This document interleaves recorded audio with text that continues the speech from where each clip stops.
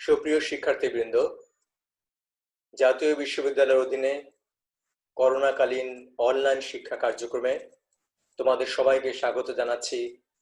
আমি তপন কুমার সাহা, সহযোগী অধ্যাপক, হিসাব বিজ্ঞান বিভাগ, সরকারি ব্রজমোহন কলেজ, বরিশাল। আমি তোমাদের সাথে আজকে প্রিন্সিপালস অফ ম্যানেজমেন্ট এই কোর্সের প্রেষণা দান চ্যাপ্টার নিয়ে আলোচনা করব। প্রিয় শিক্ষার্থীবৃন্দ, তোমরা একটি ছবি দেখতে পাচ্ছ। ছবিতে আমরা দেখি যে দুটো পাহাড়, মাঝখানে একটি গ্যাপ রয়েছে পাহাড়ের, বা দুটো উঁচু ঢিবির মাঝখানে একটি গ্যাপ রয়েছে, যে ক্ষেত্রে একজন ব্যক্তি যদি এখান থেকে লাফ দিয়ে ওপারে যেতে চায় সেটা একটা ভয়ঙ্কর অভিজ্ঞতা হওয়ারই কথা, এবং সেক্ষেত্রে অনেকের পক্ষে সাহস হয় না। অর্থাৎ আমরা আপাত দৃষ্টিতে এটাকে ইম্পসিবল বলতে পারি, কিন্তু আমরা দেখতে পাচ্ছি সেই ইম্পসিবলটাকেও কিন্তু পসিবল করেছেন এই ব্যক্তি। অর্থাৎ এক্ষেত্রে তাকে তার মধ্যে প্রেরণা সৃষ্টি করা হয়েছে, তাকে উদ্দীপ্ত করা হয়েছে, তার মধ্যে সেই আগ্রহটা তৈরি করা হয়েছে, প্রেরণা দেওয়া হয়েছে বিধায় সে সেটা সম্পন্ন করতে পেরেছে। অর্থাৎ ইম্পসিবল থেকে চলে গেছে, এটা কিন্তু এখন পসিবল হয়ে গেছে। হ্যাঁ, তাহলে আমাদের আজকের আলোচনার বিষয় প্রেরণা বা মোটিভেশন। প্রেরণা বা মোটিভেশনে প্রথমেই আমরা বলবো মোটিভেশন বা প্রেরণা কি। আসলে প্রেরণা বা মোটিভেশন হচ্ছে কার্য সম্পাদনে কর্মীদেরকে অনুপ্রাণিত করার একটা মনস্তাত্ত্বিক কৌশল। অর্থাৎ কর্মীরা কাজ করবে, কাজ করতে গিয়ে যে কোনো কাজ তারা নির্দ্বিধায় করতে পারে, তারা যাতে সাহস নিয়ে করতে পারে, উদ্দীপনা নিয়ে করতে পারে। আর কর্মীরা যদি উৎসাহ নিয়ে উদ্দীপনা কাজ করে, সেই কাজটা কিন্তু ফলপ্রসূ হতে পারে, সেই কাজে সাকসেস আসতে পারে। সেজন্য কিন্তু প্রেরণার গুরুত্ব অনেকখানি। অর্থাৎ প্রেরণাকে আমরা বলছি, প্রেরণা হচ্ছে একটি মনস্তাত্ত্বিক কৌশল। এবং প্রেরণা কি করে? প্রতিষ্ঠানের উদ্দেশ্য অর্জনের জন্য কর্মীদের কার্যক্ষমতার পূর্ণ ব্যবহারের লক্ষ্যে তাদেরকে অনুপ্রাণিত করে, তাদেরকে উৎসাহিত করে এবং প্ররোচিত করে। প্রেরণা কর্মীদের কাজের প্রতি আগ্রহী করে তোলে এবং তাদের দ্বারা কাজ করিয়ে নেয়। প্রেরণা কি? কর্মীদের কাজের প্রতি আগ্রহী করিয়ে তোলে প্রেরণা, এবং তাদের দ্বারা কিন্তু কাজ আদায় করে নিচ্ছে প্রেরণা। এইভাবে আমরা প্রেরণা এবং উদ্দীপক এই দুটো বিষয়কে নিয়ে একটু ভাবি। আসলে আমরা যদি ধরি, একজন মানুষ জন্মের পর থেকে তাকে বাঁচার জন্য প্রতিনিয়ত কিন্তু সংগ্রাম করতে হয়, তাকে জীবিকা নির্বাহের জন্য সংগ্রাম করতে হয়, তাকে ভালোভাবে বাঁচার জন্য। তাহলে এই ভালোভাবে বাঁচার উদ্দীপনা নিয়েই কিন্তু মানুষ কাজ করে। ভালোভাবে বাঁচতে গেলে তাকে অর্থ উপার্জন করতে হয়, কাজ করতে হয়। অর্থাৎ সে প্রতিদিন চিন্তা করে আগামী দিনটা আমার আরো সুন্দর হবে, একটা নতুন সকাল পাবো, সেই চিন্তায় সবাই চেষ্টা করে আরো কিছু ভালো করার। অর্থাৎ সবার মধ্যে একটা প্রত্যাশা কাজ করে।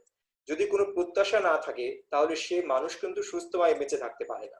অর্থাৎ প্রত্যাশাহীন মানুষ অস্বাভাবিক, হতাশাগ্রস্ত ও জীবনের প্রতি উদাসীন হয়।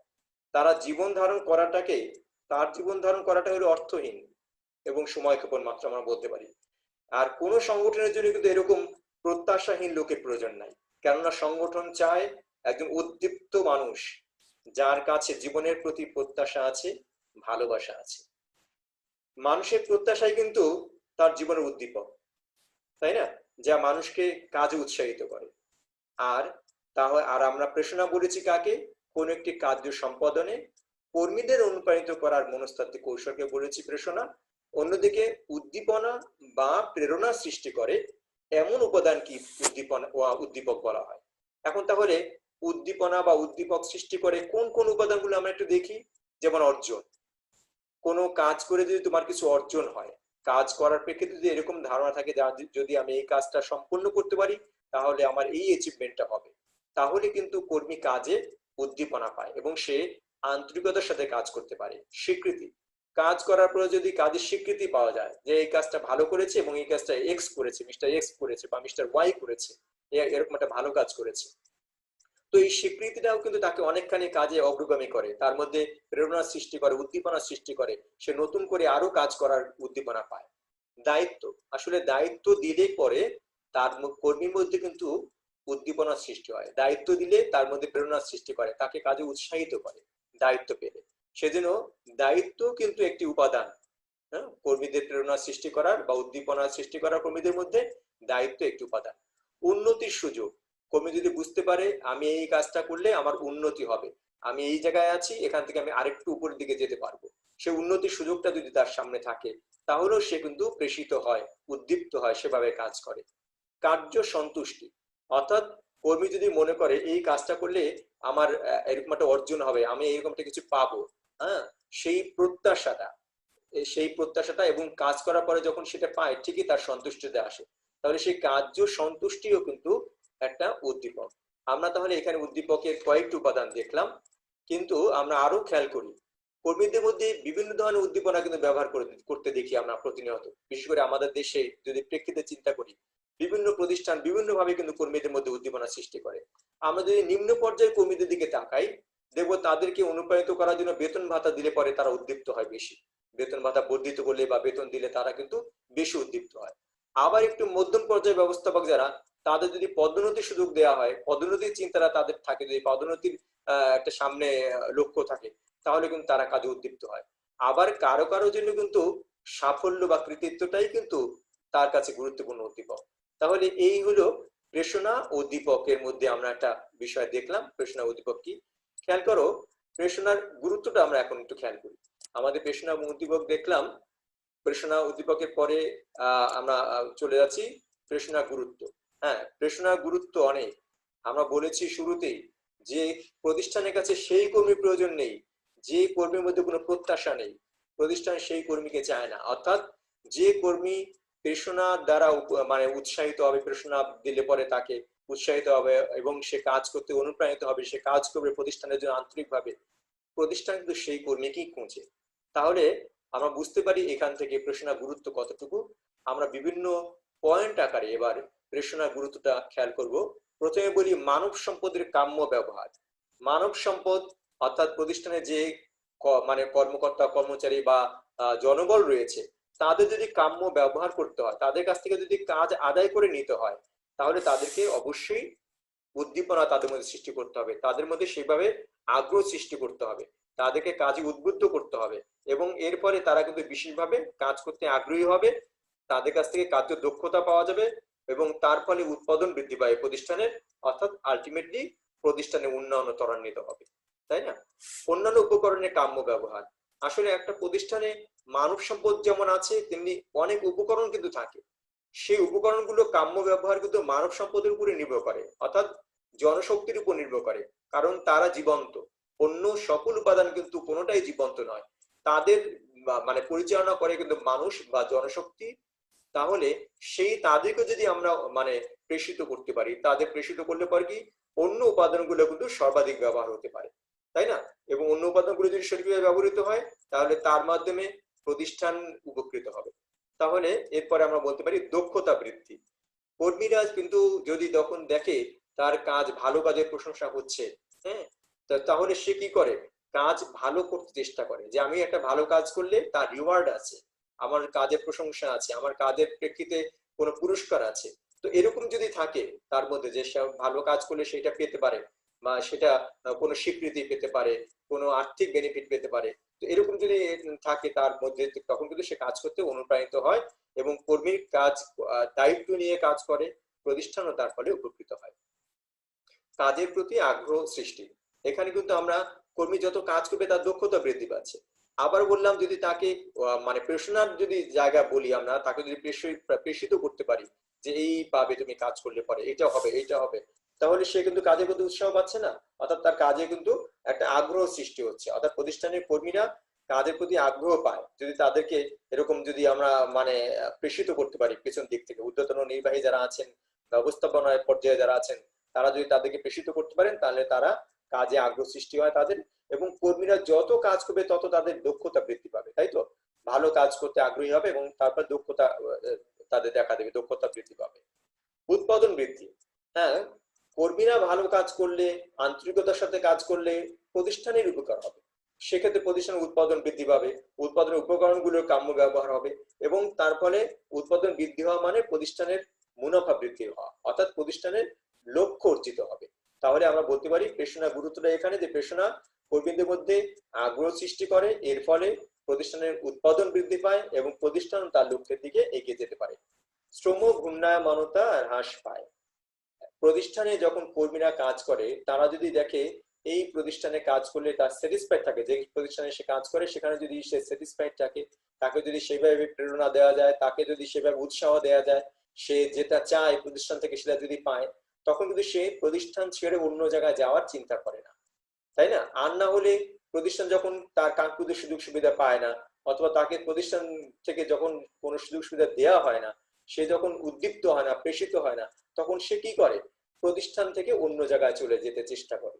অর্থাৎ শ্রমের ঘূর্ণায়মান হয়, এক জায়গা থেকে আরেক জায়গায় বারবার মানে পরিবর্তন হতে থাকে, বারবার স্থানান্তর হতে থাকে। কিন্তু যদি প্রেষণা কর্মীদের মধ্যে জাগ্রত করা যায়, তাদেরকে যদি প্রেষিত করা যায়, তাদের উদ্দীপ্ত করা যায়, তাহলে কিন্তু এই শ্রম ঘূর্ণায়মানতা হ্রাস পেতে পারে। অপচয় হ্রাস। হ্যাঁ, কর্মীরা যদি আন্তরিকতার সাথে কাজ করে তাহলে কম সময়ে কাজ করতে পারে, তাই না? কম সময়ে অধিক কাজ করতে পারে। তার ফলে কি হয়? সময় বেঁচে যায়। সময় বেঁচে যায় না, শুধুমাত্র অনেক উপকরণও কিন্তু সঠিকভাবে কাজে লাগাতে পারে কর্মীরা আন্তরিকতার সাথে কাজ করলে। তাহলে কোনো উপকরণ কিন্তু নষ্ট হয় না, কোনো উপকরণ কিন্তু অলসভাবে পড়ে থাকে না, কোনো উপকরণে কিন্তু অপচয় হয় না। আর তাহলে আমরা বুঝতে পারতেছি যে কর্মীদের যদি প্রেষিত করা যায়, তাদের যদি উদ্দীপ্ত করা যায়, তাহলে তারা সময় মানে কোনো কাজ অলসভাবে ফেলে রাখে না, তারা আন্তরিকতার সাথে যথাসময়ে কাজটা করে, এবং তার ফলে তাদের মাধ্যমে কিন্তু সকল উপকরণেরও সঠিক ব্যবহার হয়। আর সঠিক উপকরণের ব্যবহার হলে প্রতিষ্ঠানের অপচয় কিন্তু হ্রাস পায়। মানবীয় সম্পর্কের উন্নয়ন হয়, তাই না? প্রেষণা কিন্তু মানবীয় সম্পর্ক উন্নয়নের ক্ষেত্রে একটা গুরুত্বপূর্ণ ভূমিকা পালন করে। কারণ একসময় কর্মীকে মেশিন হিসেবে বিবেচনা করা হতো, কর্মীদের মনে করা হতো যন্ত্র, তাদেরকে যা বলবো তাই করবে, যখন করতে বলবো তখনই করবে। কিন্তু এখন তো আর সেইটা নেই। এখন কিন্তু কর্মীরা আর যন্ত্র নয়, কর্মীরাও মানুষ, তাদের মধ্যে মানে কষ্ট, সুখ, দুঃখ বা আনন্দ, বেদনা সব রয়েছে, এটা চিন্তা করতে হয়, তাই না? তাহলে আধুনিক ব্যবস্থাপনায় কর্মীদের কিন্তু মানবীয় উপাদান হিসেবে বিবেচনা করা হয়, তাদেরকে এখন কিন্তু আর যন্ত্র হিসেবে বিবেচনা করা হয় না। অর্থাৎ কর্মীদের মাঝে কাজের প্রতি যাতে আগ্রহের সৃষ্টি হয় সেই দিকে কিন্তু খেয়াল করতে হয়। প্রেষণার এইটা কিন্তু তার মধ্যে মানবীয় মানে সম্পর্ক উন্নয়ন ঘটাতে পারে কর্মীদের সাথে। যদি এরকম ব্যবস্থাপনা, যদি কর্মীদের মানবীয় দিকটা দেখে, তাহলে কর্মীদের সাথে ব্যবস্থাপনার সাথে একটা মানবীয় সম্পর্কের উন্নয়ন হতে পারে। আন্তরিক শ্রম ব্যবস্থাপনার সম্পর্ক, শ্রমিকদের বা কর্মচারীদের যদি মানে প্রেষণা দেওয়া হয়, তাদের কাজের স্বীকৃতি দেওয়া হয়, তাদের কাজের মূল্যায়ন করা হয়, কাজের পুরস্কার করা দেওয়া হয়, তাহলে কর্মীদের কিন্তু যেমন প্রতিষ্ঠানের প্রতি আন্তরিকতা জন্মে, ঠিক তেমনি ভাবে ঊর্ধ্বতন নির্বাহীদের সাথেও তাদের একটা ভালো সম্পর্ক গড়ে ওঠে। অর্থাৎ আমরা বলতে পারি আন্তরিক শ্রম ব্যবস্থাপনার সম্পর্ক কিন্তু এখানে গড়ে ওঠে। উচ্চ মনোবল উন্নয়ন হয়। অর্থাৎ প্রেষণা কর্মীর মনোবলকে কিন্তু অনেক উপরে নিয়ে যায়।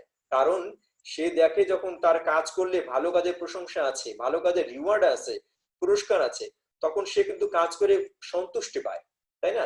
কাজে সন্তুষ্টি অর্জন সম্ভব হয় তার পক্ষে। তো প্রতিষ্ঠানের কাজে যখন সন্তুষ্টি পায়, তার মধ্যে কিন্তু তার মনোবল আর উন্নয়ন হয়। ফলে কর্মী কিন্তু উৎসাহের সাথে কাজ করতে পারে, প্রতিষ্ঠানে উৎসাহের সাথে কাজে আত্মনিয়োগ করে, কাজে গতিশীলতা বৃদ্ধি পায়। যদি প্রেষণা দেওয়া হয় কর্মীদের ভালো মতো, তাহলে কর্মী অলস বসে থাকে না, সে প্রতিনিয়ত কর্মী মানে প্রতিষ্ঠানের প্রতি আগ্রহী হয়ে ওঠে, প্রতিষ্ঠানের সাফল্যের দিকে তার নজর থাকে। অর্থাৎ তার মধ্যে একটা গতিশীলতা থাকে, স্থবির না, সে প্রতিষ্ঠানকে নিয়ে ভাবে, প্রতিষ্ঠানের উন্নয়ন নিয়ে ভাবে, এবং প্রতিষ্ঠানের জন্য সর্বদা কাজ করে। অর্থাৎ প্রতিষ্ঠানের কাজেও কিন্তু গতিশীলতা আসে। তাহলে এই জন্য আমরা বললাম প্রেষণার এখানেও গতিশীলতা মানে গুরুত্ব রয়েছে, মানে কার্যে গতিশীলতা বৃদ্ধি করে, কার্য সন্তুষ্টি আনয়নে সহায়ক। হ্যাঁ, প্রেষণা কি করে? কার্য সন্তুষ্টি আনতে পারে। কারণ বললাম যে আমরা প্রেষণার মাধ্যমে যখন কর্মীর অভাব, অভিযোগ, সুখ, দুঃখ শোনে কর্ম মানে ঊর্ধ্বতন কর্তৃপক্ষরা, তখন কি হয়? তারা তারা অনেক তৃপ্ত হয় যে আমার কষ্ট, আমার দুঃখ, এগুলো তো আমার ঊর্ধ্বতন কর্তৃপক্ষ জানছে, তারা আমার সাথে শেয়ার করছে, তারা সেইভাবে আমাকে উৎসাহ দিচ্ছে, বা আমার বিপদে, আমার সমস্যায় তারা এগিয়ে আসছে। তো এটা যখন তারা দেখে, তারা কিন্তু সন্তুষ্ট হয়। হ্যাঁ, তাহলে কার্য সন্তুষ্টি পায় এখানে। নির্দেশনা ও সমন্বয়, প্রেষণার মাধ্যমে কি হয়? কর্মীদের যেমন কাজ করতে নির্দেশনা দেওয়া হয়, তেমনি বিভিন্ন বিভাগের, বিভিন্ন ব্যক্তির, বিভিন্ন উপবিভাগের যে কাজগুলো থাকে, সেই কাজের মধ্যে কিন্তু সহজ সমন্বয় হয়ে যায়। হ্যাঁ, প্রেষণার ফলে কর্মীরা আন্তরিকতার সাথে কাজ করার পরে কাজ সহজ হয়ে যায়, এবং সবগুলো কাজ যেহেতু সঠিকভাবে সম্পন্ন হয়, যে সবাইকে প্রেষিত করতে পারলে, তাহলে সমন্বয়টা সহজ হয়ে যায়, নির্দেশনাও ঠিকমতো সহজভাবে দেওয়া যেতে পারে। নমনীয়তা অর্জন, আসলে প্রেরণা দানের ফলে কর্মীর কাজের প্রতি এবং প্রতিষ্ঠানের প্রতি একটা আগ্রহ জন্মে, ফলে প্রতিষ্ঠানের যে কোনো পরিবর্তন কিন্তু সে সহজে মেনে নেয়।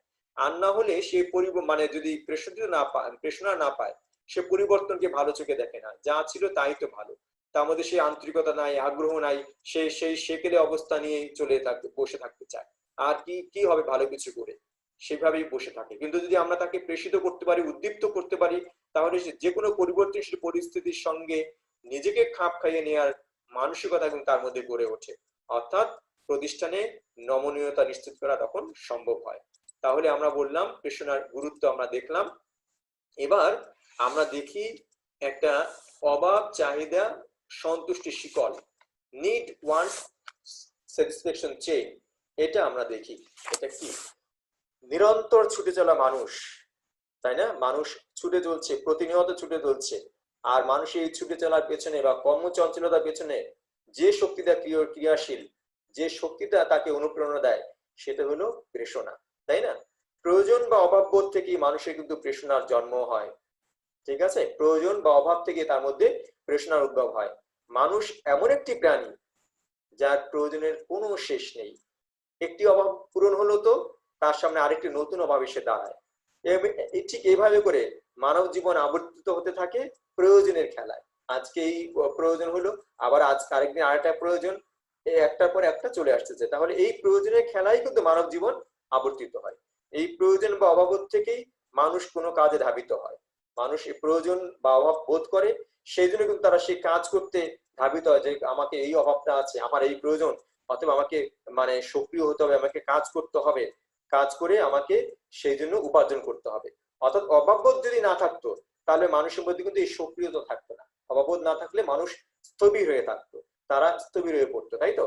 কিন্তু মানুষের জীবন আবর্তিত হয় প্রেষণার দ্বারা, তাই না? মানুষের জীবন আবর্তিত প্রেষণার দ্বারা। আমরা রাতে ঘুমোতে যাই, আমরা রাতে ঘুমোতে যাই কি, পরদিন ঘুম থেকে উঠবো এটি সুন্দর সকালের জন্য, এবং পরদিন নতুন উদ্দীপনা নিয়ে কাজে যাব, আমার যে প্রয়োজন আছে সেই প্রয়োজন মিটাতে পারবো, সেই জন্য আমি উপার্জন করতে পারবো, সেই চিন্তা তার মধ্যে চলে আসে। আসলে প্রেষণা আছে বলেই কিন্তু আমরা কাজ করি, নিত্য নতুন জিনিস আবিষ্কার করি প্রেষণার জন্যই। হ্যাঁ, সভ্যতার নতুন দিগত আমরা উন্মোচন করি, সেটাও প্রেষণার জন্য। এক কথায় মানুষের জীবনের চালিকা শক্তি কিন্তু এই প্রেষণা। ঠিক আছে, তাহলে আমরা এই প্রেষণা নিয়ে রিক এবং কুঞ্জের একটা তত্ত্ব আছে, মানে অভাব চাহিদা সন্তুষ্টি শিকল নামে একটা তিনি আমাদের সামনে একটা শিকল দাঁড় করিয়েছেন, আমরা সেটা দেখি। অর্থাৎ একজন মানুষের মনের জগতে অভাব চাহিদা সন্তুষ্টি, এই তিনটা যে পরম্পরায় আসে, সেটা যেভাবে প্রতিবাদিত হয়, সেটাকে রিক এন্ড কুঞ্জ বলেছেন অভাব চাহিদা সন্তুষ্টি শিকল। মানুষের মনের জগতে কি হয়? মানুষের মনের জগতে প্রথম কিছু প্রয়োজন বা অভাব অনুভূত হয়। প্রথমে সে কিছু পেতে চায়, তার মধ্যে কিছু অভাব দেখা দেয়, কিছু প্রয়োজন দেখা দেয়। আস্তে আস্তে এই অভাবের অংশ বিশেষ পাওয়ার জন্য তার আকাঙ্ক্ষা তীব্র হয়। যেটা অভাব দেখা দিল, এবং সেটা পাওয়ার জন্য তার আকাঙ্ক্ষা তীব্র হয়, সে পেতে চায় অনেক বেশি। তবে সেভাবে এটি তার পাওয়া, যেভাবে পাওয়া উচিত, সেটা সে চিন্তা করে তার সামর্থ্যের মধ্যে কিনা। সেটা যদি তার সামর্থ্যের মধ্যে থাকে, তাহলে সে অভাবের এই অংশটা হলো তার চাহিদা। সে এমন কোনো বিষয় অভাব থাকলেও মানে আমরা চাহিদা বলতে পারি না, যেটা তার সামর্থ্যের মধ্যে না, সেটা তার চাহিদার মধ্যে আসতে পারে না। এই চাহিদা তার মধ্যে পাওয়ার বাসনা বা আবেগকে তীব্র করে। অর্থাৎ এই চাহিদাতে তাকে তার মধ্যে একটা আবেগ সৃষ্টি করে, ওইটা পাওয়ার জন্য পাওয়ার বাসনা সৃষ্টি করে। অর্থাৎ এই জন্য তার মানসিক একটা আবেগ সৃষ্টি হয়। এই আবেগ তাকে কি করে? তাকে পাওয়ার জন্য কাজে উদ্বুদ্ধ করে। এই আবেগটাই তাকে কাজে উদ্বুদ্ধ করে, এবং এ পর্যায়ে প্রতিষ্ঠানের সে কাজ করে সে কি করে, সেখান থেকে কিছু উপার্জন হয়। উপার্জন করার পরে সেখান থেকে সে তার মানে কি করে, তার প্রাপ্তি ঘটে। প্রাপ্তি ঘটলে পরে সেটা দিয়ে সে স্যাটিসফাইড হয়, অর্থাৎ তার অভাবটা পূরণ হয়। তো এই জিনিসটা এভাবে এখানে আমরা বলতে পারি অভাব চাহিদা সন্তুষ্টি শিকলটাকে মানুষের মনের জগতে প্রথমে কিছু প্রয়োজন বা অভাব অনুভূত হয়, অভাবের অংশ বিশেষ পাওয়ার জন্য তার আকাঙ্ক্ষা তীব্র হয়। অভাবের এই অংশ হলো চাহিদা। চাহিদা তার পাওয়ার বাসনা তীব্র করে, মানসিক আবেগ সৃষ্টি করে, কাজে উদ্বুদ্ধ করে, এবং তার ফলে সে কাজ করে, কাজ করার পরে তার প্রাপ্তি ঘটে এবং প্রাপ্তি ঘটার পরে তার সর্বশেষে সন্তুষ্টি ঘটে। আমরা এইভাবে অভাব চাহিদার সন্তুষ্টি শিকল দেখলাম। এখানে এটা চিত্রের মাধ্যমে আমরা এটা আরো ভালো করে দেখতে পারি। অভাব চাহিদা সন্তুষ্টি শিকলটা আমরা যদি চিত্রের মাধ্যমে খেয়াল করি, অর্থাৎ নিড ওয়ান্টস স্যাটিসফ্যাকশন যে চেইন, সেটা নিড প্রথমে অভাব, অভাব কি করে তাকে গিভ রাইজ টু ওয়ান্টস, অভাব থেকে তার মধ্যে চাহিদা সৃষ্টি হয়, অর্থাৎ অভাব হওয়ার পরে সে কোনো কিছু প্রয়োজন প্রথমে মনে করে, তাই না? তারপর সেটা সেখান থেকে সেটা পাওয়ার জন্য আগ্রহ সৃষ্টি হয়, সেটাকে বলি আমরা চাহিদা। তারপরে কি করে উইচ কজ টু টেনশন, যেটা তার মধ্যে তাড়না সৃষ্টি করে।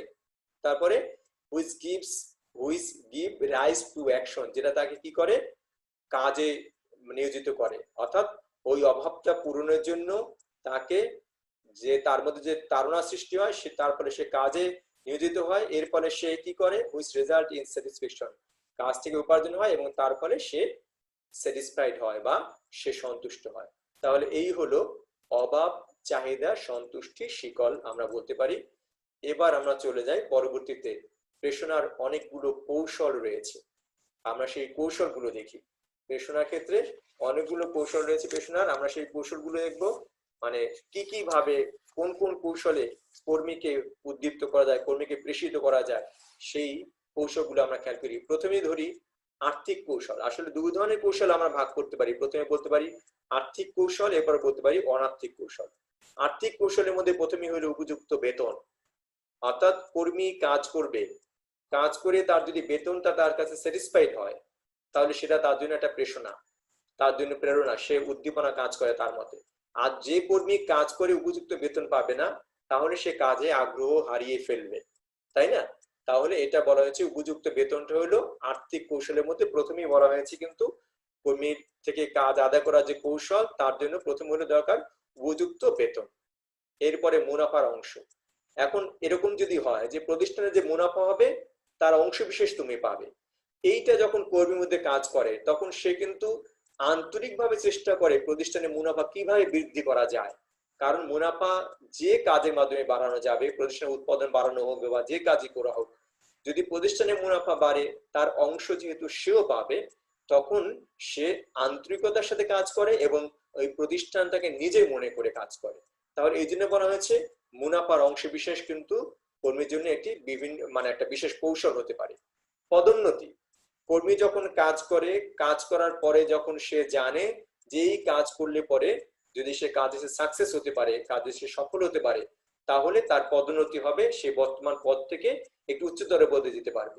আর এটা তো স্বাভাবিক, আমরা জানি পদোন্নতির ফলে অনেক সময় দেখা যায় আর্থিক সুবিধা আর্থিক সুবিধা বা বৃদ্ধি পায়, অথবা সামাজিক মর্যাদা বৃদ্ধি পায়, প্রতিষ্ঠানে তার অবস্থানগত মর্যাদা বৃদ্ধি পায়। তাহলে এই মর্যাদা তো তার জন্য একটা স্যাটিসফ্যাকশন তৈরি করে, তাই না? সেক্ষেত্রে যেমন আর্থিক সুবিধাও পাওয়া যায়, এরকম তার মানসিক একটা তৃপ্তি জায়গা নিয়ে আসে পদোন্নতিটা। তো এই জন্য কিন্তু প্রেষণার ক্ষেত্রে পদোন্নতিটাও কিন্তু একটা কৌশল। পদোন্নতির যদি সুযোগ থাকে তাহলে কর্মীর মধ্যে একটা প্রেষণা কাজ করে এবং কর্মী সেই জন্য কিন্তু আন্তরিকতার সাথে কাজ করতে চেষ্টা করে। বোনাস, বোনাস যে বিভিন্ন উৎসব পার্বণে বা অনেক সময় যদি এমন হয় শুধু উৎসব পার্বণ না, যে প্রতিষ্ঠানের মুনাফার উপর বোনাস দেওয়া হবে, প্রতিষ্ঠানের মুনাফা যদি বেশি হয় তাহলে তোমাদেরকে এত বছরে এতটা বোনাস দেওয়া হবে, অথবা প্রতিষ্ঠানের বিক্রি যদি বাড়ে, বিক্রি যদি এই জায়গায় যায় তাহলে বোনাস দেওয়া হবে। তাহলে এরকম যদি বোনাসের ক্ষেত্রে নির্দিষ্ট করে দেওয়া হয় যে এইটা হলে বোনাস হবে, এইটা হলে বোনাস হবে, তখন কিন্তু কর্মীরা সেই কাজটা করার জন্য কিন্তু আন্তরিকভাবে চেষ্টা করে যে হ্যাঁ প্রতিষ্ঠানের বিক্রিটা যদি বাড়ানো যায় তাহলে তো আমরাও বোনাস পাবো, তখন সে আন্তরিকতার সাথে কাজ করে যে বোনাস পাবে সেই চেষ্টা থেকে। অথবা যদি সে বুঝতে পারে যে না এই প্রতিষ্ঠানে যদি উৎপাদনটা বাড়ানো যায় বা বিক্রয়টা বাড়ানো যায় তাহলে আমি একটা বোনাস পাবো, তখনও সে সেই কাজে আত্মনিয়োগ করে। তাহলে এই জন্য বলা হয়েছে বোনাসও কিন্তু একটি কৌশল, আর্থিক কৌশল। পুরস্কার, কর্মীদের কাজ করবে, কাজ করার পরে যদি তাকে পুরস্কার দেওয়া হয় যে কাজটা যদি ভালো হয় তুমি পুরস্কার পাবে, তুমি যদি এই কাজটা সুন্দরভাবে করতে পারো তোমাকে এই পুরস্কারটা দেওয়া হবে, তাহলে সে পুরস্কারটা কিন্তু তার কাছে একটা প্রেরণা হিসেবে কাজ করে, তাকে উদ্দীপনা হিসেবে কাজ করে। সে পুরস্কার প্রাপ্তির আশায় সে আন্তরিকতার সাথে কাজ করে এবং যে কোনো কাজ সে করতে অনেক সময় আগ্রহ নিয়ে এগিয়ে আসে। তো এই জন্য আমরা বলতে পারি যে প্রেষণার এটা একটা অন্যতম কৌশল, পুরস্কার, অর্থাৎ আর্থিক কৌশলের মধ্যে পুরস্কারটাও অন্যতম কৌশল। চিকিৎসা সুবিধা, কর্মী বা যারা কাজ করেন তাদের কর্মীদের প্রায়ই কিন্তু চিকিৎসকের মানে শরণাপন্ন হতে হয়, তাই না? আমরা সমাজে বাস করি বা বেঁচে থাকতে গেলে প্রতিনিয়ত বিভিন্ন অসুখ বিসুখের আমাদের সম্মুখীন হতে হয়। কর্মীর নিজের অসুখ বিসুখ হয়, পরিবারের সদস্যদের অসুখ বিসুখ হতে পারে, বা তার বা অন্য কারো অসুখ বিসুখ হতে পারে, রোগ দেখা দিতে পারে। তখন সেই ক্ষেত্রে যদি সে প্রতিষ্ঠান থেকে একটি চিকিৎসা সুবিধা পায়, যে প্রতিষ্ঠানে এরকম সুবিধা আছে, প্রতিষ্ঠানের কর্মীদের জন্য, কর্মীদের পরিবারের সদস্যদের জন্য চিকিৎসার ব্যবস্থা রয়েছে, অথবা একটা চিকিৎসা ভাতা রয়েছে, তো এইরকম যদি সুযোগ সুবিধা থাকে তখন কিন্তু কর্মী সেই প্রতিষ্ঠানের প্রতি আন্তরিক হয়, যে আমার এই প্রতিষ্ঠান আমাকে চিকিৎসা সুবিধাও দিচ্ছে, তখন সে আন্তরিক হয় প্রতিষ্ঠানের কাজে, এবং কর্মী আন্তরিক হলে প্রতিষ্ঠানও তার সাফল্য পেতে পারে। অর্থাৎ আমরা এটাও বলতে পারি যে প্রেষণার একটা কৌশল, অন্যতম কৌশল হলো চিকিৎসা সুবিধা, অর্থাৎ কর্মীকে চিকিৎসা সুবিধা দিলে সে আন্তরিকভাবে কাজ করে এবং এর ফলে প্রতিষ্ঠান উপকৃত হতে পারে। আমরা এরপরে আর্থিক কৌশল আরো দেখি। বাসস্থান সুবিধা, কর্মীরা যদি দেখে যে কর্মীদের যদি এরকম হয় যে তুমি কাজ করলে পরে তুমি প্রতিষ্ঠানে একটা কোয়ার্টার পাবে, এই প্রতিষ্ঠানে যা কর্ম মানে কাজ করবে তার জন্য কোয়ার্টারের ব্যবস্থা আছে, তাহলে এটাও তো তার জন্য একটা বিরাট সুবিধা। হ্যাঁ, প্রতিষ্ঠান তার বাসা ভাড়া নিতে হলো না, তাহলে সে প্রতিষ্ঠানের কোয়ার্টারে থাকতে পারলো, এখানে কম ভাড়া থাকা যায়, তাহলে সেটা তার জন্য একটা সুবিধা হয়ে যায়। তাহলে এই বাসস্থান সুবিধা যখন থাকে তখন কর্মী কিন্তু প্রতিষ্ঠানের প্রতি আন্তরিক হয়, যে এই প্রতিষ্ঠানটা আমাকে এই সুযোগ সুবিধা দিচ্ছে, কত সুযোগ সুবিধা দিচ্ছে, আমাকে বাসস্থান থাকা জায়গা দিচ্ছে, তখন সেখানে সেও আন্তরিকভাবে কাজ করতে পারে। অর্থাৎ বাসস্থান সুবিধাটাকে আমরা বলছি একটি আর্থিক কৌশল, এবং এই কৌশলের কারণেও কিন্তু প্রতিষ্ঠানে কর্মী আন্তরিকভাবে কাজ করে। এবার পরিবহন সুবিধা, প্রতিষ্ঠানে কর্মীরা কাজ করে, কর্মীদের অনেক সময় মানে বাসস্থান থেকে, বাসা থেকে কর্মীদের অফিসে যাতায়াতের জন্য পরিবহন সুবিধা থাকতে পারে, আবার এমনও হতে পারে তাদের ব্যক্তিগত গাড়ি সুবিধা দেওয়া হলো। তাহলে যেভাবে এই পরিবহন সুবিধা যেভাবেই হোক, এই পরিবহন সুবিধাটাও কিন্তু তাদের জন্য একটি অনুপ্রেরণা, তাদের কাজে উৎসাহিত করে, তারা নিজেকে মর্যাদাবান মনে করে যদি তাকে পরিবহন সুবিধা দেওয়া হয়, একটা গাড়ি দেওয়া হয়, বা তার প্রতিষ্ঠানের নিজস্ব গাড়িতে প্রতিষ্ঠানকে আনা নেওয়া করা হয়, তখন এইটা কিন্তু তাকে যেমন সামাজিক ভাবে তাকে একটা তার অবস্থানটা তার কাছে মনে হয় যে অনেক উন্নত অবস্থান সে পায় সমাজের কাছে। তাহলে এইটা যেমন কাজ করে মনের মধ্যে, আর তাছাড়া তার পরিবহন সুবিধা পেলে সেটা তার অনেক উপকারও লাগে তার ক্ষেত্রে। তো এইসব চিন্তা করে আমরা বলতে পারি যদি প্রেষণার ক্ষেত্রে পরিবহন সুবিধা দেওয়া হয় কর্মীদেরকে আর্থিক কৌশল হিসেবে, তাহলে এটাও কর্মীদের কাজে উদ্দীপ্ত করতে পারে, এবং কর্মীরা কাজে উদ্দীপ্ত হওয়ার প্রেক্ষিতে তারা আন্তরিকতার সাথে কাজ করতে পারে, এর ফলে প্রতিষ্ঠান উপকৃত হতে পারে। ঋণ সুবিধা, ঋণ সুবিধা, প্রতিষ্ঠানে যারা কর্মরত থাকে তাদের অনেক সময় বিভিন্ন মানে সংকটময় মুহূর্তে ঋণের প্রয়োজন হয়, বিভিন্ন সংকটময় মুহূর্তে ঋণের প্রয়োজন হলে তখন তারা কি করবে, ঋণ কোথায় পাবে, অন্য হয়ে খোঁজে। কিন্তু যদি প্রতিষ্ঠান তাকে ঋণ সুবিধা দেয়, প্রতিষ্ঠানে যদি ব্যবস্থা থাকে এরকম যেখান থেকে ঋণ নিতে পারবে কর্মী, অথবা প্রতিষ্ঠান যদি এরকম হয় যে প্রতিষ্ঠান বাড়ি তৈরি করার জন্য ঋণ দিবে, জমি ক্রয়ের জন্য ঋণ দিবে, তাহলে কর্মী তো সেই প্রতিষ্ঠানের প্রতি আন্তরিক থাকে যে এই প্রতিষ্ঠান থেকে আমি ঋণ নিতে পারবো, অথবা সে ঋণ যদি কোনোভাবে নেয় তাহলে সেই প্রতিষ্ঠানের প্রতি সে অবশ্যই আন্তরিক হবে এবং সেই প্রতিষ্ঠানে কাজ করতে সে আন্তরিকতার সাথে কাজ করবে। এর ফলে প্রতিষ্ঠানের সাথে কর্মী যদি আন্তরিকভাবে কাজ করতে পারে তাহলে প্রতিষ্ঠান উপকৃত হবে, এবং প্রতিষ্ঠান উপকৃত হবে সেটাই আমাদের লক্ষ্য। অর্থাৎ প্রেষণার মূল উদ্দেশ্য তো সেটাই, কর্মীকে উদ্দীপ্ত করা, কর্মীর মাধ্যমে প্রতিষ্ঠানের সাফল্য নিশ্চিত করা। রেশন সুবিধা, রেশন সুবিধা কিন্তু কর্মীদের অনুসারে দেওয়া যেতে পারে, অর্থাৎ কিছু নিত্য প্রয়োজনীয় পণ্য সামগ্রী কর্মীদের অল্প মূল্যে সরবরাহ করা হতে পারে। সেই রেশন সুবিধা যদি দেওয়া হয় তাহলে সে অল্প মূল্যে প্রয়োজনীয় জিনিসটা যেহেতু প্রতিষ্ঠানের মাধ্যমে ক্রয় করতে পারছে, তখন সে এটা তার জন্য একটা বাড়তি সুযোগ, কারণ এই পণ্যটা অন্য জায়গায় কিনতে গেলে হয়তো বেশি দাম দিয়ে তাকে কিনতে হতো, কিন্তু প্রতিষ্ঠান তাকে কম মূল্যে সেই সুযোগ সুবিধাটা দিচ্ছে। তাহলে এই রেশন সুবিধা কিন্তু কর্মীকে কর্মীর মধ্যে একটা আন্তরিকতা সৃষ্টি করে, তার মধ্যে সন্তুষ্টি আনে, আর কর্মী সন্তুষ্ট হলে প্রতিষ্ঠানের প্রতি সে আন্তরিকভাবে কাজ করতে পারে।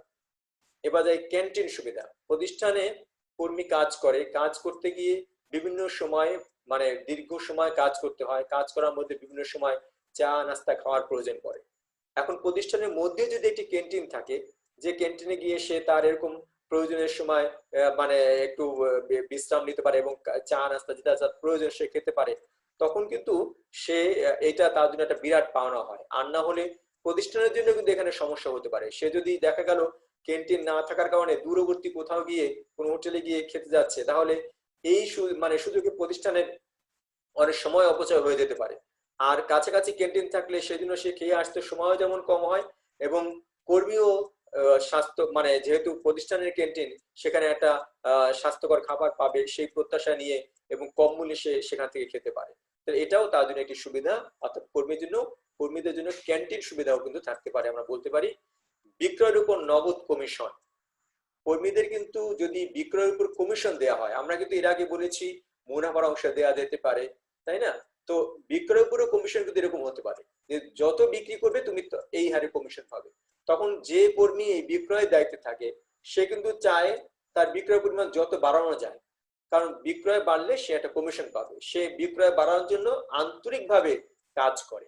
তাহলে এই জন্য বলা হয়েছে বিক্রয়ের উপর নগদ কমিশন যদি ব্যবস্থা থাকে, সেটাও কর্মীর জন্য একটি প্রেরণা হিসেবে কাজ করে এবং কর্মী কাজ আন্তরিকভাবে করতে পারে। তাহলে আমরা আর্থিক কৌশলের মধ্যে এটাও দেখলাম, বিক্রয়ের উপর নগদ কমিশন। এরপরে আমরা আর্থিক কৌশলে আরো দেখি বীমা ও ভবিষ্যৎ তহবিলের সুবিধা। কর্মীদের বীমার সুবিধা দিয়ে থাকে প্রতিষ্ঠানে, যে এই প্রতিষ্ঠানে কাজ করলে প্রতিষ্ঠানের কর্মীদের বীমা করা আছে, অর্থাৎ যে কোনো দুর্ঘটনা ঘটলে বীমা কোম্পানির কাছ থেকে সে ক্ষতিপূরণ পাবে বা তার পরিবার ক্ষতিপূরণ পাবে। অথবা ভবিষ্যৎ তহবিল আছে প্রতিষ্ঠানের জন্য, প্রতিষ্ঠান থেকে কর্মী যখন চাকরি ছেড়ে চলে যাবে অথবা নির্দিষ্ট বয়স শেষে সে যখন অবসরে যাবে, তখন তাকে যেন অসহায় অবস্থা থাকতে না হয়, প্রতিষ্ঠান এই জন্য তার জন্য ভবিষ্যৎ তহবিলের সুবিধা রেখেছে। তো এই যখন এটা তার কাছে বীমা বা ভবিষ্যৎ তহবিলের সুবিধা থাকে, সে তখন কিন্তু তার মানে তার ভবিষ্যৎ নিয়ে তার চিন্তা করতে হয় না, অর্থাৎ তার শেষ জীবনে আর্থিক সংকটের কথা তাকে চিন্তা করতে হয় না। তখন এইটা তার মধ্যে একটা নিশ্চিন্ত কাজ করতে তাকে সাহায্য করে প্রতিষ্ঠানের জন্য। তাহলে আমরা বলতে পারি আর্থিক কৌশলের মধ্যে বীমা ও ভবিষ্যৎ তহবিলের সুবিধাটাও কিন্তু কর্মীকে কাজে উদ্দীপ্ত করে, তাকে প্রেষিত করে। শিক্ষা সুবিধা দান। কর্মীদের পরিবারের মানে কর্মীদের নিজের সন্তানরা থাকে, সন্তানের যদি শিক্ষা সুযোগ দেওয়া হয় প্রতিষ্ঠানের পক্ষ থেকে, সেটা হতে পারে শিক্ষা ভাতা দেওয়া হতে পারে, অথবা নির্দিষ্ট একটি প্রতিষ্ঠানে শিক্ষা লাভ করার সুযোগ থাকতে পারে, বা প্রতিষ্ঠানের মানে নিজস্ব ব্যবস্থাপনা কোনো শিক্ষা প্রতিষ্ঠান থাকতে পারে। যদি এরকম সুযোগ সুবিধা থাকে শিক্ষার ক্ষেত্রে, তাহলে সেটাও কিন্তু কর্মীদের জন্য একটা উদ্দীপনা হিসেবে কাজ করে। অর্থাৎ প্রতিষ্ঠানের মানে কর্মীকে কিন্তু তার মানে সন্তানদের শিক্ষার জন্য তাকে আর দুশ্চিন্তা করতে হয় না। প্রতিষ্ঠান তার জন্য এরকম ব্যবস্থা রাখতে পারে যে কারণে সে উদ্দীপ্ত হতে পারে। তো অতএব আমরা বলি এইটাও শিক্ষা সুবিধা দান আর্থিক কৌশলের একটা কৌশল। তাহলে আমরা প্রেষণার বিভিন্ন কৌশলের মধ্যে আর্থিক কৌশল দেখলাম 14টা। এই 14টা আর্থিক কৌশল শেষ করলাম। আমরা এবার অনার্থিক কৌশল কতগুলো আলোচনা করবো, অর্থাৎ যার সাথে ওইভাবে আর্থিক সরাসরি সম্পর্ক নেই, সেরকম অনার্থিক কৌশলগুলো আমরা দেখি। 1 নম্বরে সুষ্ঠু কার্য পরিবেশ। আসলে কর্মী যেখানে কাজ করবেন সেই কাজের পরিবেশটা যদি ভালো থাকে, কাজের পরিবেশ যদি স্বাস্থ্যকর হয়, কাজের পরিবেশ যদি সুশৃঙ্খল হয়, কাজের পরিবেশ যদি নির্ভয় হয়, তাহলে সেইখানে কাজ করতে কোন কর্মী আন্তরিক অনুভব করে, আন্তরিকভাবে কাজ করতে পারে, সে সেখানে নির্ভয়ে কাজ করতে পারে, সে সেখানে মানে নিশ্চিন্ত ভাবে কাজ করতে পারে। অর্থাৎ কাজের পরিবেশটা যেন ভালো হয়, কাজের পরিবেশটা ভালো হলে কর্মী আন্তরিকতার সাথে কাজ করতে পারে। তাহলে আমরা বললাম সুস্থ কার্য পরিবেশ। সার্বিক নিরাপত্তা। একজন কর্মী প্রতিষ্ঠানে কাজ করবেন, তাকে তার নিরাপত্তা চিন্তা করতে হয়। তাকে যদি মনে হয় যে এই প্রতিষ্ঠানে কাজ করলে তার নিরাপত্তার অভাব আছে বা প্রতিষ্ঠানে যে কোনো সময় যে কোনো দুর্ঘটনা ঘটে যেতে পারে, তাহলে সেখানে কিন্তু কাজ করতে চাইবে না, তাই না? অর্থাৎ যদি দেখা যায় কোনো নিরাপত্তার মানে দুশ্চিন্তা থাকে কর্মীর মধ্যে, তাহলে সেখানে কিন্তু কর্মী কাজ করতে আন্তরিকতা বোধ করবে না। তাহলে আমরা বলতে পারি যে কর্মীর যদি সার্বিক নিরাপত্তা থাকে চাকরির ক্ষেত্রে, সেক্ষেত্রে সে আন্তরিকতার সাথে কাজ করতে পারে। অর্থাৎ নিরাপত্তার দিকটা কিন্তু এখানে কর্মী গুরুত্ব দিয়ে ভাবে। কর্মী নিরাপত্তা যদি নিশ্চিত করতে পারে, আমরা প্রতিষ্ঠান যদি নিশ্চিত করতে পারে, তাহলে কর্মী সেই প্রতিষ্ঠানের প্রতি আকর্ষিত হয়, প্রতিষ্ঠানের প্রতি সে উদ্দীপ্ত হয়, প্রতিষ্ঠানের প্রতি আন্তরিক হয়। ব্যবস্থাপনা ও সিদ্ধান্ত গ্রহণে অংশগ্রহণ। কর্মীকে যদি সিদ্ধান্ত গ্রহণে সুযোগ দেওয়া হয়, প্রতিষ্ঠানের ব্যবস্থাপনা কাজে যদি কর্মীকে সুযোগ দেওয়া হয়, তাহলে কর্মী কিন্তু প্রতিষ্ঠানটাকে নিজের মতো করে ভাবে যে এই প্রতিষ্ঠানের কাজে তো আমিও সিদ্ধান্ত গ্রহণ করি, এই যে সিদ্ধান্তটা নেওয়া হয়েছে সেই সিদ্ধান্ত একজন অংশীদার আমি, অথবা এই প্রতিষ্ঠানের ব্যবস্থাপনার সাথে আমি সম্পৃক্ত। অথবা এখানে যদি কাজে কোনো ব্যর্থতা আসে তাহলে বা কোনো ভুল ভ্রান্তি হয়, তার অংশীদারও আমি।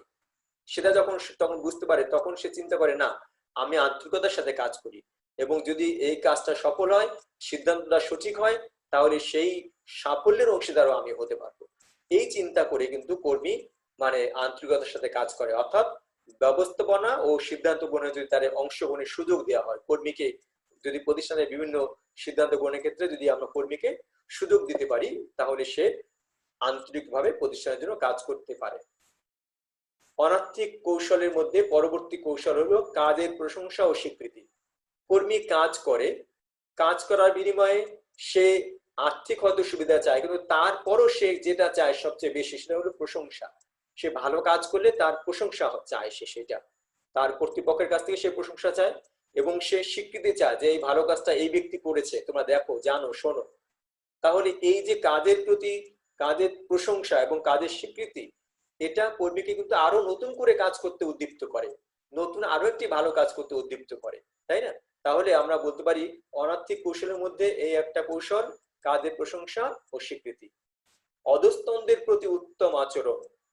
আমি যে প্রতিষ্ঠানে কাজ করব বা কর্মী যে প্রতিষ্ঠানে কাজ করবে, সেই প্রতিষ্ঠানের ঊর্ধ্বতন কর্তৃপক্ষ যদি অধস্তনদের সাথে উত্তম আচরণ করেন, ভালো আচরণ করেন, তাহলে কর্মী কিন্তু একটা সৌহার্দ্যপূর্ণ পরিবেশে কাজ করতে পারে। কিন্তু যদি ঊর্ধ্বতন কর্তৃপক্ষ অধস্তনদের প্রতি নির্মম আচরণ করেন, তাদের উপর মানে অত্যাচার নির্যাতন করেন, তাহলে কর্মী সেই প্রতিষ্ঠানে মানে থাকতে চাইবে না, একান্ত বাধ্য না হলে সে সেখানে থাকতে চাইবে না, সেখান থেকে সে চলে যেতে চাইবে। তাহলে আমরা বলতে পারি যে অধস্তনদের প্রতি যদি ভালো আচরণ করা হয়, তাহলে কর্মী সেই প্রতিষ্ঠানে আন্তরিকতার সাথে সৌহার্দ্যের সাথে কাজ করতে পারে, এবং তার ফলে প্রতিষ্ঠানের সাফল্য হতে পারে। দায়িত্ব ও কর্তৃত্ব অর্পণ। আসলে কর্মীদের যদি দায়িত্ব দেওয়া হয়, তাদের যদি কিছু কর্তৃত্ব দেওয়া হয়, তাহলে সে কিন্তু অনেক বেশি উদ্দীপ্ত হয় যে আমার কাজ করার জন্য আমাকে একটা দায়িত্ব দেওয়া হয়েছে, এই দায়িত্বটা আমার এবং এটা আমাকে করতে হবে, সেই অনুভবটা তার মধ্যে চলে আসে, সেই আবেগটা তার মধ্যে কাজ করে।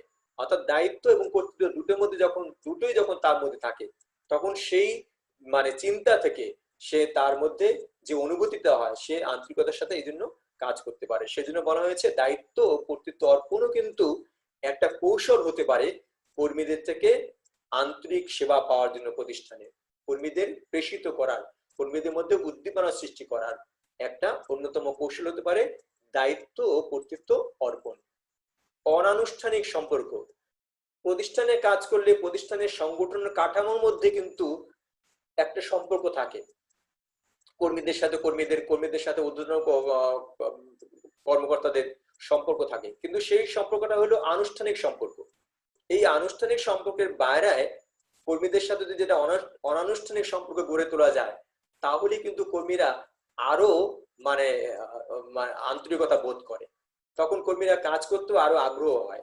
অর্থাৎ যে কোনো কর্মীদের সুখ দুঃখ কষ্ট যদি বা ঊর্ধ্বতন কর্তৃপক্ষ শেয়ার করে, বা কর্মীদের সাথে এটা শেয়ারিং হয়, এবং তারা একে অন্যের সুখে দুঃখে পাশে থাকতে পারে, তাহলে তাদের মধ্যে যে ভালো সম্পর্কটা হয়, এই সম্পর্কটা কিন্তু কর্মীদের সাথে ভালো সম্পর্ক মানে প্রতিষ্ঠানের জন্য উন্নয়ন।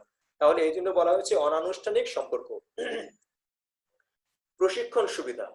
কর্মীকে প্রশিক্ষণ যদি দেওয়া হয়, তাহলে প্রশিক্ষণ দিলে সে প্রশিক্ষিত হবে, সে দক্ষ হবে। দক্ষ হলে তার মধ্যে যেমন কাজের উৎসাহ বেড়ে যাবে, এবং দক্ষ কর্মীর কাছ থেকে প্রতিষ্ঠানও কিন্তু ভালো কাজ পাবে। তাহলে প্রতিষ্ঠানের কর্মীদের যদি প্রশিক্ষণ দেওয়া হয়, কর্মী কিন্তু এই প্রশিক্ষণের কারণে এই প্রতিষ্ঠানের প্রতি আন্তরিক থাকে, প্রতিষ্ঠানের প্রতি তার দায়বদ্ধতার সৃষ্টি হয়, প্রতিষ্ঠানের প্রতি তার মানে আন্তরিক সেবা দেওয়ার একটা প্রচেষ্টা থাকে। তাহলে আমরা বলতে পারি যে প্রশিক্ষণ সুবিধা, অর্থাৎ প্রশিক্ষণ যদি কর্মীদেরকে দেওয়া হয়, তাহলে কর্মীরা সেই প্রতিষ্ঠানের প্রতি আন্তরিক হতে পারে, এবং প্রশিক্ষণ কর্মীদেরকে কি করে, প্রেষিত করে। দক্ষ তত্ত্বাবধান। কর্মীরা কাজ করবেন, কিন্তু যদি তার কাজের তত্ত্বাবধান করা হয়, তাহলে কিন্তু সেটা ভালো। কর্মীরা চায় তার কাজে তত্ত্বাবধান করা হোক। তত্ত্বাবধান করলে ক্ষতি নেই, কারণ তত্ত্বাবধান করলে পরে ভুল ভ্রান্তিগুলো তাকে তাৎক্ষণিক ধরিয়ে দেওয়া হচ্ছে এবং সেই অনুযায়ী সে সংশোধন করতে পারছে। তাহলে এই জন্য বলা হচ্ছে কর্মীদের যদি কাজে দক্ষতার সাথে তত্ত্বাবধান করা হয়, তত্ত্বাবধান করতে গিয়ে তার সাথে নির্মম আচরণ না করে দক্ষতার সাথে তত্ত্বাবধান করা হয়, তাহলে সেটাও কর্মীর জন্য একটা উদ্দীপনা সৃষ্টি করতে পারে, একটি প্রেরণা সৃষ্টি করতে পারে। আমরা এরপরে অনৈতিক কৌশলের পরবর্তীতে দেখি প্রতিষ্ঠানের সুনাম। কর্মী যে প্রতিষ্ঠানে কাজ করেন সেই প্রতিষ্ঠান যদি এটি মানে প্রসিদ্ধ প্রতিষ্ঠান হয়, সেই প্রতিষ্ঠানের যদি একটি সুনাম থাকে বাজারে, কর্মীও কিন্তু সেই প্রতিষ্ঠানে কাজ করে নিজেকে গৌরবান্বিত মনে করে। একটা ভালো প্রতিষ্ঠানে কাজ করতে পারলে, একটা মানে দেশে বিখ্যাত প্রতিষ্ঠান অথবা মনে করো বিশ্ববিখ্যাত কোনো প্রতিষ্ঠানে যদি সে কাজ করে, তাহলে সে নিজেকে গর্বিত মনে করে যে আমি অমুক একটি প্রতিষ্ঠানে কাজ করি। এটা তাকে সামাজিক ভাবেও তাকে কিন্তু একটা মর্যাদাবান জায়গায় নিয়ে যায়। সে এই এরকম একটা বড় প্রতিষ্ঠানে যখন কাজ করে, যে প্রতিষ্ঠানের সুনাম সব জায়গায় ছড়িয়ে আছে, তো সেই ক্ষেত্রে আমরা বলতে পারি প্রতিষ্ঠানের সুনামটা কিন্তু কর্মীর মধ্যেও একটা আন্তরিকতা সৃষ্টি করে, কর্মীর মধ্যে কর্মী গৌরবান্বিত বোধ করে এবং এর ফলে কর্মী প্রতিষ্ঠানের কাজের প্রতি আন্তরিক হয়। মতামত প্রকাশের সুযোগ। কর্মী যদি কাজ করতে গিয়ে তার মধ্যে কোনো বিষয়ে মানে তার যদি কোনো মতামত দেওয়ার সুযোগ থাকে, সে কাজ করতে গিয়ে তার মনে হলো এই বিষয়টা শেয়ার করা যায়, এই বিষয়ে আমার একটা মত আছে, সেই মতটা যদি সে ঊর্ধ্বতন কর্তৃপক্ষের সাথে শেয়ার করতে পারে, তাই না, মতামত প্রকাশের যদি সে সুযোগ পায়, সেটাও তো কিন্তু তার জন্য একটা মানে একটা সন্তুষ্টি নিয়ে আসে যে আমার মতের তো গুরুত্ব আছে, আমি একটা মতের কথা বলতে পারি আমার কর্তৃপক্ষের কাছে। সেই মতামত প্রকাশের যখন সে সুযোগ পায়, তখন তার মধ্যে সেটা আন্তরিকতা এবং তার মধ্যে একটা সন্তুষ্টির সৃষ্টি করে।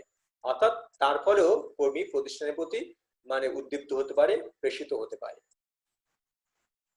সামাজিক মর্যাদা। কর্মী যদি দেখে যে এমন একটি প্রতিষ্ঠানে সে কাজ করছে, যে প্রতিষ্ঠানে কাজ করলে তার সামাজিক মর্যাদা মানে সামাজিকভাবে সে মর্যাদাবান হতে পারে।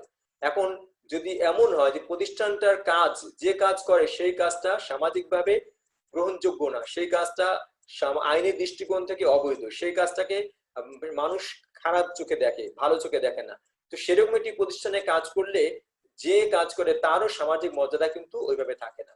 অতএব কর্মী যদি দেখে যে যে প্রতিষ্ঠানে কাজ করছে সেই প্রতিষ্ঠানে কাজ করলে তার সামাজিকভাবে তার মর্যাদাবান জায়গা, মর্যাদার সুযোগ আছে, অর্থাৎ তার সামাজিক মর্যাদা বৃদ্ধি করে, তাহলে কিন্তু সেই প্রতিষ্ঠানকে সে আন্তরিকভাবে কাজ করতে, সেই প্রতিষ্ঠানের জন্য আন্তরিকভাবে কাজ করতে সে চেষ্টা করে। অর্থাৎ সামাজিক মর্যাদা তাকে কর্মী প্রতিষ্ঠানের প্রতি কাজ করতে উদ্দীপ্ত করে। সৃজনশীল কাজে উৎসাহ দান। কর্মী প্রতিনিয়ত কাজ করে, কাজ করতে গিয়ে অনেক সময় সে নিজের সৃজনশীলতার সামনে নিয়ে আসতে পারে। এখন যদি হয় সে সৃজনশীলতা দিয়ে কিছু একটা তৈরি করলো, কিন্তু সেটা যদি প্রতিষ্ঠান প্রশংসা না করে, সেটা গ্রহণ না করে, সে যদি উৎসাহ না দেয়, তাহলে কর্মীও উৎসাহ হারিয়ে ফেলে, অর্থাৎ সে কিন্তু আর নতুন কোনো সৃজনশীল কাজে এগিয়ে যেতে চায় না। তাহলে সৃজনশীল কাজে যখন সে উৎসাহ পায়, তখন কিন্তু সে চেষ্টা করে প্রতিষ্ঠানের জন্য আরো নতুন কিছু কাজ করতে, যে কাজ কিন্তু প্রতিষ্ঠানের জন্যই উপকার নিয়ে আসবে, অর্থাৎ প্রতিষ্ঠানের সাফল্য যাতে হয় সেজন্য সে আন্তরিক প্রচেষ্টা চালায়। এই জন্য বলা হয়েছে এটাকে সৃজনশীল কাজে উৎসাহ দান। বিনোদনমূলক ব্যবস্থা। কর্মীরা কাজ করে, কাজ করতে করতে করতে করতে তাদেরকে যে একঘেয়েমি এসে যায়, এই একঘেয়েমি কাটানোর জন্য কর্মীদের কাজের পরে বা দীর্ঘদিন কাজের পরে একটু বিনোদনের যদি ব্যবস্থা থাকে, তাহলে কিন্তু তারা কাজে আর একঘেয়েমি তাদের মধ্যে থাকে না, তারা কাজে উৎসাহ নিয়ে আবার নতুন করে ঝাঁপিয়ে পড়তে পারে। হতে পারে যে কর্মীদের নিয়ে একদিন প্রতিষ্ঠান থেকে কোথাও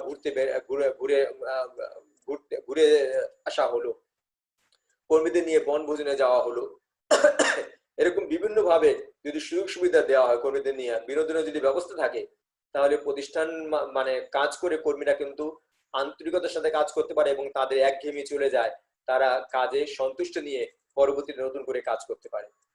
আমরা দেখলাম তাহলে অনেকগুলো আর্থিক এবং অনার্থিক কৌশল, যেগুলো প্রতিষ্ঠানের প্রতি কর্মীদের মানে উদ্দীপনা সৃষ্টি করে, প্রতিষ্ঠানের প্রতি কর্মীদের সন্তুষ্টি আনে, প্রতিষ্ঠানের প্রতি কর্মীদের আন্তরিকতা সৃষ্টি করে এবং এর ফলে প্রতিষ্ঠানের প্রতি সে কাজে আন্তরিকতা বোধ করে বিধায় সে আত্মনিয়োগ করে আন্তরিকতার সাথে, যার ফল হয় প্রতিষ্ঠান তার সাফল্য অর্জন করতে পারে কর্মীর মাধ্যমে। এই মাধ্যমে আমরা কৃষ্ণার আলো আজকের চ্যাপ্টার শেষ করতে যাচ্ছি, আজকের ক্লাস শেষ করতে যাচ্ছি। আমরা আশা করব এর পরবর্তী ক্লাসে তোমাদের সাথে কৃষ্ণার বিভিন্ন তত্ত্বগুলো নিয়ে আমরা আলোচনা করব। তোমরা সেই পর্যন্ত সবাই ভালো থাকো, সুস্থ থাকো, সুন্দর থাকো, সেই প্রত্যাশা করে আজকের মতো সবাইকে ধন্যবাদ জানিয়ে আমার ক্লাস শেষ করছি। ধন্যবাদ।